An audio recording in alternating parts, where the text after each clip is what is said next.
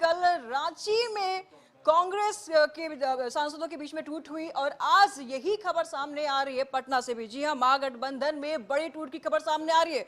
बता दें आपको कि महागठबंधन में फिर से टूट की खबर सामने आ रही। 3 विधायकों ने अपना पाला बदल दिया है। कांग्रेस के 2 और आरजेडी के 1 विधायक टूटे हैं। मुरारी गौतम और सिद्धार्थ ने पाला बदला है। आरजेडी विधायक संगीता कुमारी ने भी पाला बदल दिया। बीजेपी में ये तीनों विधायक शामिल हुए हैं।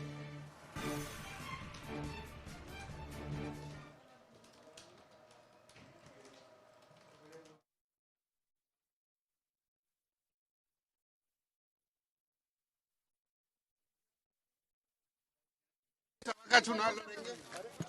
नहीं, ऐसा कोई बात हमसे किसी को नहीं हुआ है। तो बीजेपी में जाने का मतलब क्या?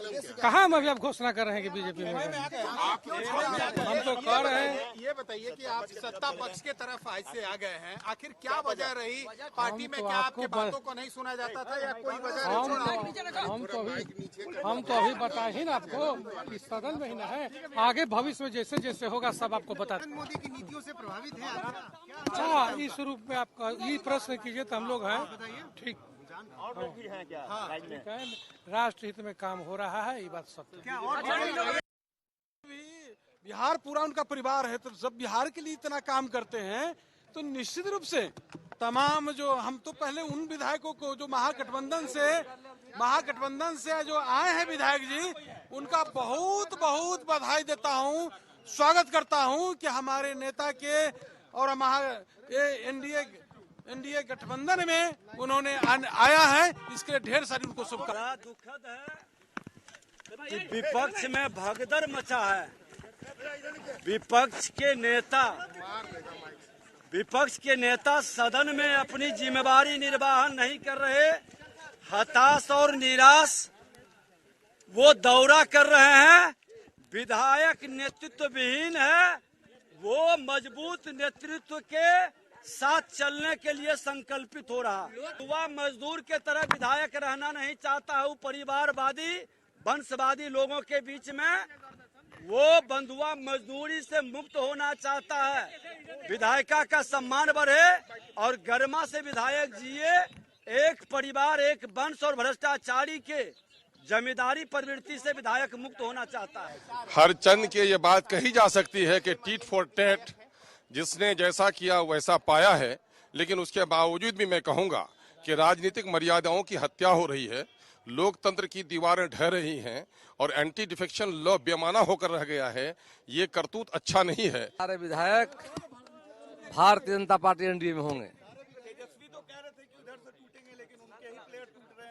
खेला उल्टा हो गया, जो खेला खेल रहे थे उल्टा दाव पड़ गया करके। अब सारे जो माननीय विधायक जो आज आए हैं सबों का हम स्वागत करते हैं, अभिनंदन करते हैं। जो विकास के प्रति सहमत लोग हैं वो निश्चित तौर पे भारतीय जनता पार्टी और जनता दल यू के साथ रहेंगे, बिहार के विकास के प्रति समर्पित रहेंगे। खेला होने वाले को जवाब मिल रहा है। जैसे जैसे तेजस्वी जी की यात्रा आगे बढ़ेगी वैसे वैसे विकास और सुशासन के प्रति लोगों का समर्थन बढ़ेगा। अभी जो तेजस्वी यादव जी बहुत खेला करने की बात कर रहे थे, अब परिवार पूरा लगा हुआ था खेला खेलने के लिए, उनको खेला का मतलब समझाया जा रहा है। खेला होता क्या है। आज तो आपके नेतृत्व में विधायकों में कोई भरोसा नहीं रह गया है। आपने विधायकों को बंधक बना के रखा था, कांग्रेस के लोगों ने विधायकों को उड़ा के रखा था। क्या तरीका है? तो बहुत स्पष्ट रूप से ये विषय है कि जब इस प्रकार के खेल होंगे तो लोगों में अपने नेतृत्व के प्रति आस्था खत्म होगी। जब गद्दारों का पूरा समा बंधा हुआ हो तो उसमें कौन किस प्रलोभन में जाएगा उसका अंदाजा नहीं होता। और यह तो विचित्र स्थिति नहीं मैं कह सकता हूं, मैं कह सकता हूं कि लालचों की एक ऐसी स्थिति पूरे देश में और हमारे समाज में बना दी गई है कि जिसमें सिंबल हमारा, जगह हमारी दी गई, उनको रिसोर्सेस पैदा किए कांग्रेस पार्टी ने और उन्होंने प्रकाष्ठा की और वो जिस प्रलोभन में गए हैं उनको वो मुबारक। देश और समाज देख रहा है। हमने इमीडिएटली इनको कल ही, आज ही इनफैक्ट एक्शन तो होगा ही, इमीडिएटली ये निकाले जाएंगे पार्टी से। लेकिन इससे अलग बात मैं ये कह रहा हूं कि जो पार्टीज हमेशा यह बात कहती रही है कि हम तो एक सुचिता की बात करते हैं, सुचिता की पार्टी है, हम प्रिंसिपल्ड बात करते हैं, तो टॉप टू बॉटम माननीय प्रधानमंत्री से लेकर के उनकी पूरी विचारधारा गंध में सनी हुई है। तो पाला बदलने वाले सिद्धार्थ सौरभ के भी बयान सामने आए हैं। बता दें आपको कि सिद्धार्थ सौरभ ने पीएम मोदी की तारीफ की है और साथ ही साथ राहुल गांधी से बेहतर हैं प्रधानमंत्री मोदी, वो भी उन्होंने बताया। क्या कुछ कहा, सुनिए आप भी।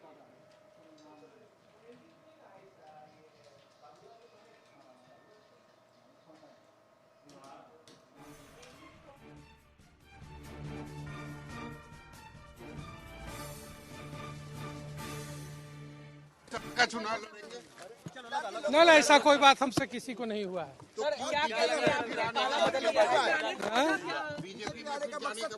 कहाँ हम अभी आप घोषणा कर रहे हैं कि बीजेपी में हम तो कह रहे हैं। ये बताइए कि आप सत्ता पक्ष के तरफ आज से आ गए हैं, आखिर क्या वजह रही?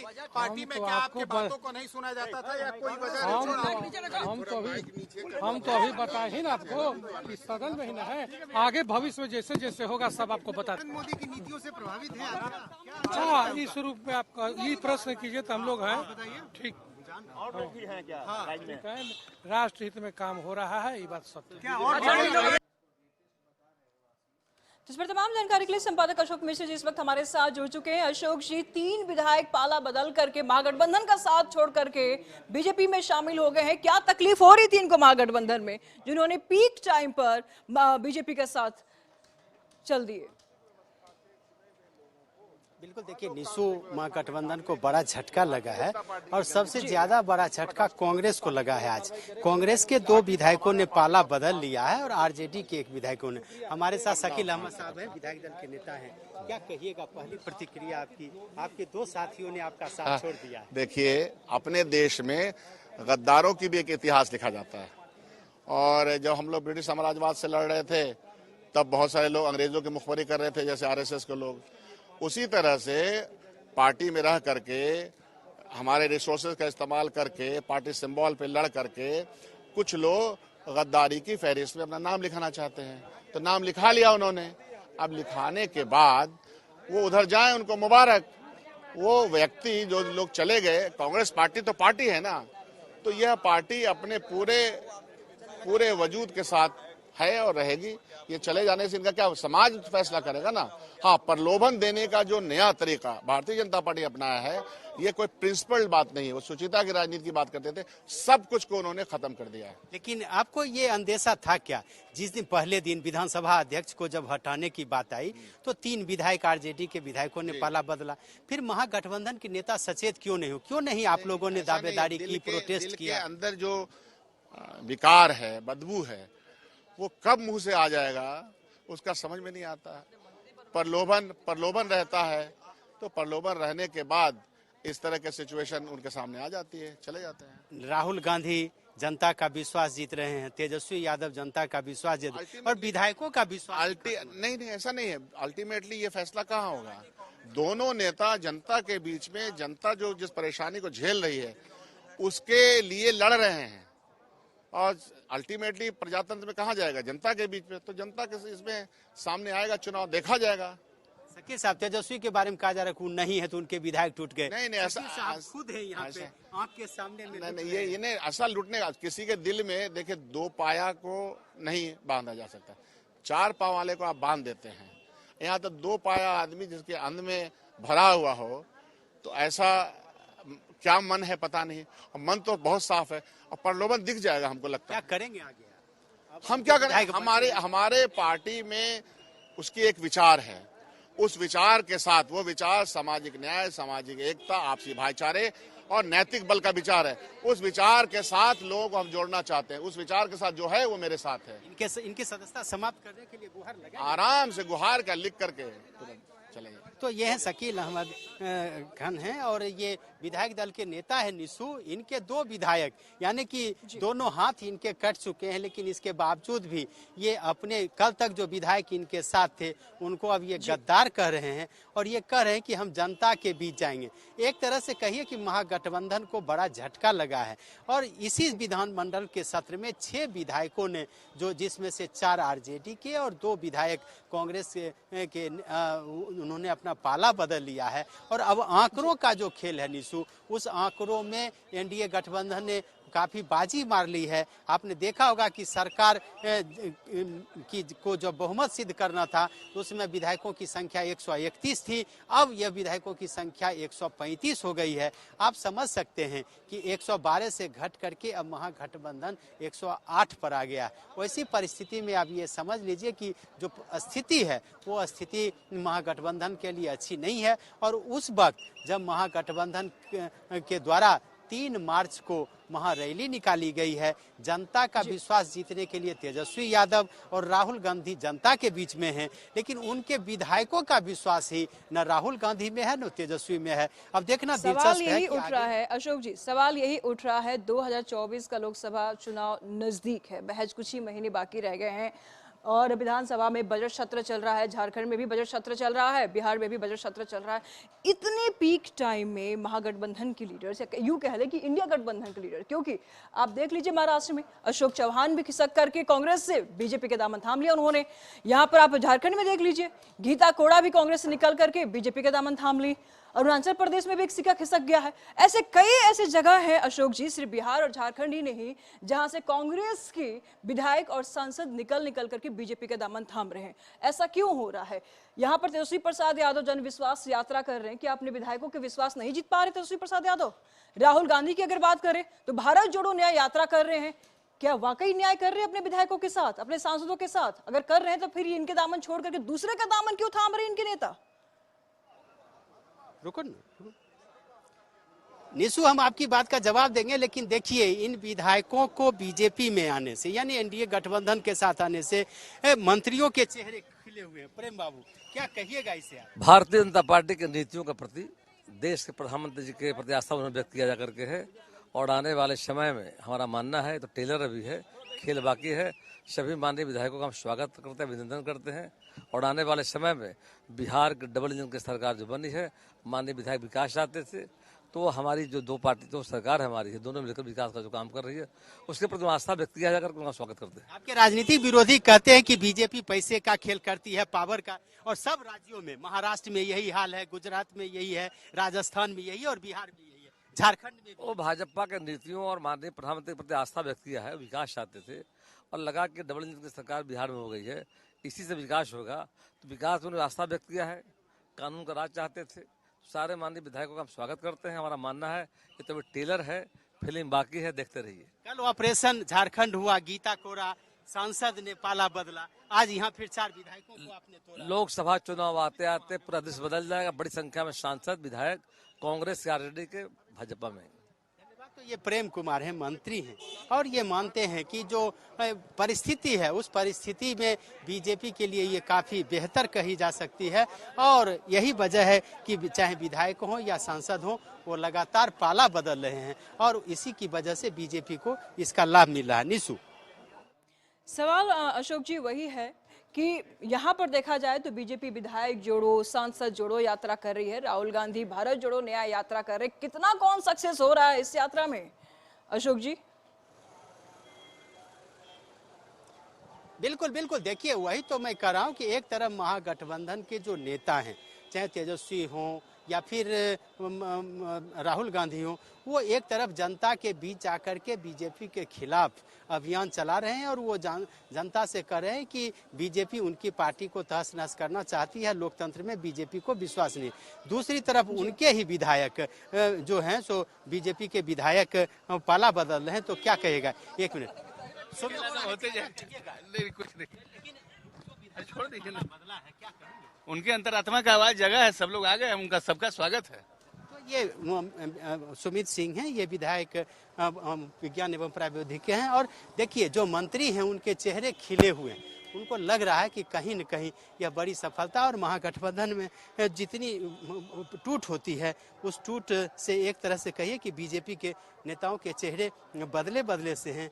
और क्या वजह है कि बिहार, झारखंड, महाराष्ट्र, राजस्थान सभी इन जगह पे आपकी पार्टी के पास ऐसा कौन करिश्मा है कि सभी को तोड़? कल ऑपरेशन गीता कोरा हुआ, आज बिहार में 4 विधायकों को, उसके पहले महाराष्ट्र में अशोक चौहान को, उसके पहले राजस्थान में, क्या वजह है इसकी? इसकी कोई वजह नहीं है।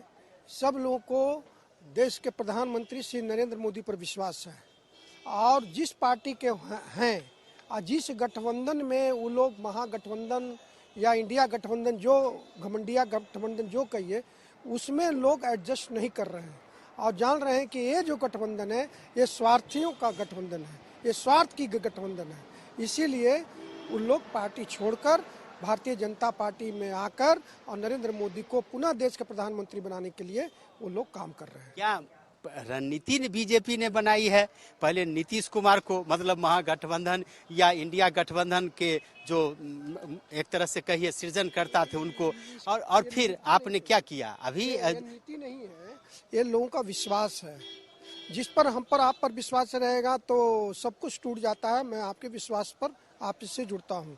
तो आज के समय में देश के अंदर नरेंद्र मोदी जो देश के प्रधानमंत्री हैं, उनकी जो विश्वसनीयता है उस पर देश के सब लोग उनसे जुड़ रहे हैं।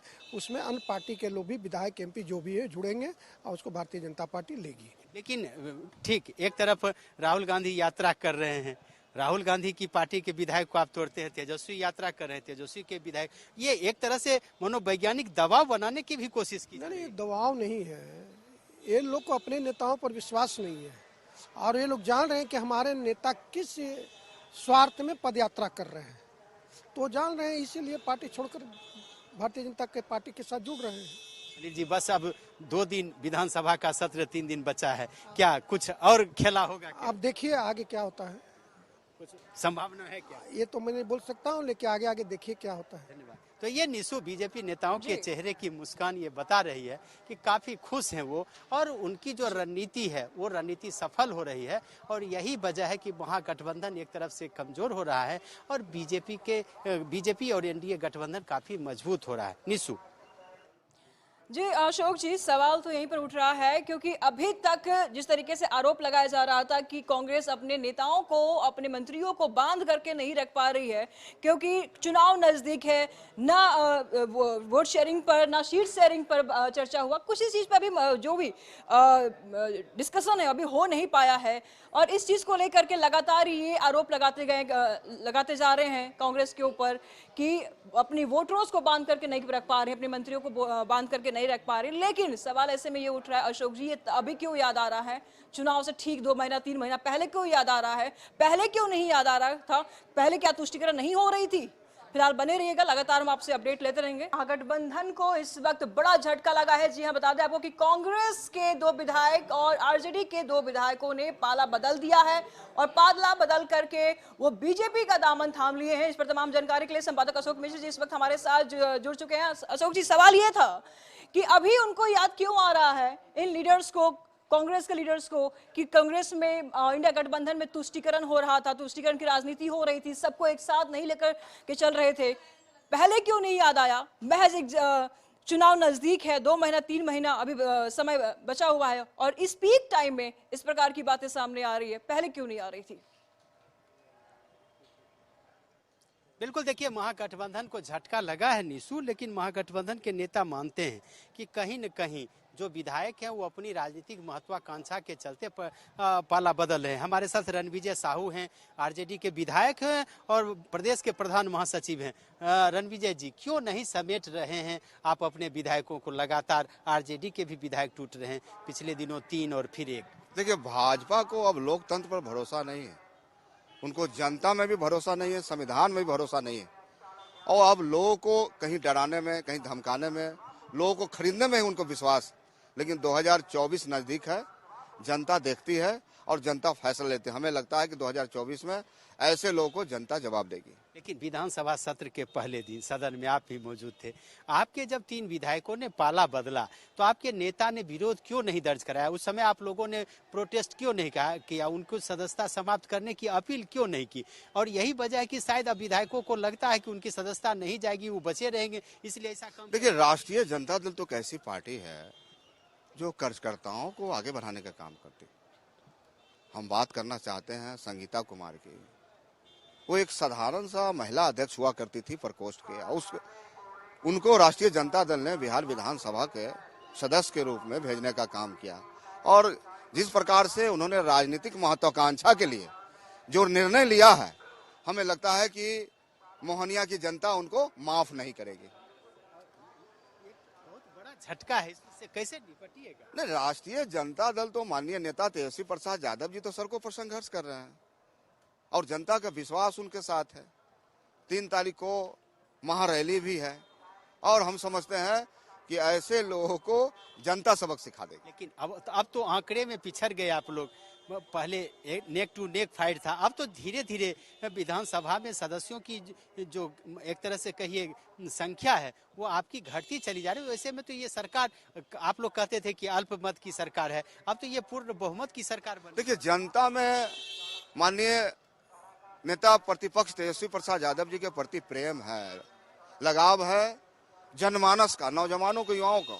अगर आप सर्वे करेंगे तो अभी नौजवान युवा जितना छात्र हैं तमाम लोग तेजस्वी प्रसाद यादव जी के साथ हैं और हमें लगता है कि 2024 में निश्चित रूप से यही कमाल होगा। मतलब इस झटका से नहीं, कोई फर्क नहीं पड़ने वाला है। राष्ट्रीय जनता दल एक बड़ी पार्टी है। आपको याद होगा यह पार्टी चाहे सम्राट चौधरी की बात कर ले, चाहे प्रहलाद यादव की बात कर ले, आज इसी के पाठशाला से पढ़ के करने का काम किए थे। धन्यवाद। तो ये अशोक जी कह रहे हैं कि जनता जवाब देगी। धीरे धीरे इनकी पीछ कमजोर होती जा रही है, लोकसभा चुनाव नजदीक है, धीरे धीरे इनके मंत्री, इनके लीडर्स खिसकते जा रहे हैं, बीजेपी का दल मजबूत होता जा रहा है। ऐसा कौन सा मूल मंत्र मारने वाले हैं 2024 के चुनाव में जिससे कि इनकी विजयी हो सके? देखिए, कहीं न कहीं महागठबंधन के नेताओं ने भी हिम्मत हार दिया है और यही वजह है कि उनके विधायक लगातार उनका साथ छोड़ के जा रहे हैं और वो कुछ नहीं कर पा रहे हैं। कारण जो भी रहा हो निशु, लेकिन इतना जरूर कह सकते हैं कि बीजेपी और जदयू ने जो रणनीति बनाई है उस रणनीति का ये असर आप कह सकते हैं कि आने वाले दिनों में और दिख सकता है और इनके विधायकों की जो संख्या है वो और घट सकती है। और शायद मैं इसलिए कह रहा हूँ कि जो परिस्थिति बन रही है उस परिस्थिति में एक तरह से कहिए कि जो कल तक खेला करने की बात कर रहे थे वो आज खुद उसके शिकार हो रहे हैं। जी बहुत बहुत शुक्रिया अशोक जी आपका इन तमाम जानकारियों के लिए।